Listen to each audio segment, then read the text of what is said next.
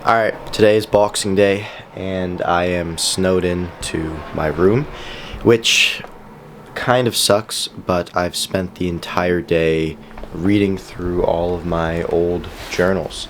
It's crazy, I didn't actually know I had this, but every single journal, since I pretty well started business, I think maybe only one or two are missing, are here. So, been very interesting reflecting on that, and I've identified probably my biggest weak point that's been holding me back literally through this entire thing, which is crazy because I sometimes you notice you repeat yourself a lot when you go through and read something like this, and that's something that I'm seeing going through all of it and having 20/20 hindsight.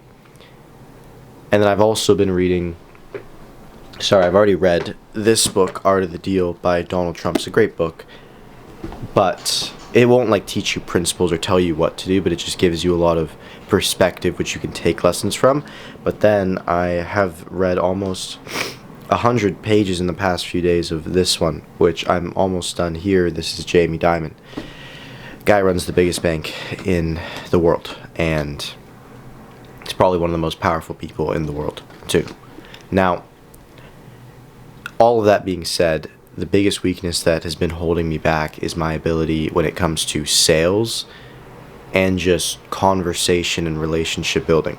And it's been something that I always shy away from, but I've written it multiple times in my journals, but conversation runs the nation. And at certain points in business, no matter what level you're at, you're always going to be reduced to a pure conversationalist, right? You no longer being a mover and shaker is essential. So while I do think it's essential that I went and actually learned all the skills that I'm talking about, it's also necessary to understand the part that it all needs to divulge back into just talking at some point. And more importantly, it has to relate to me doing sales and divulging into all of lead generation. Sorry, I'm a bit sniffly too.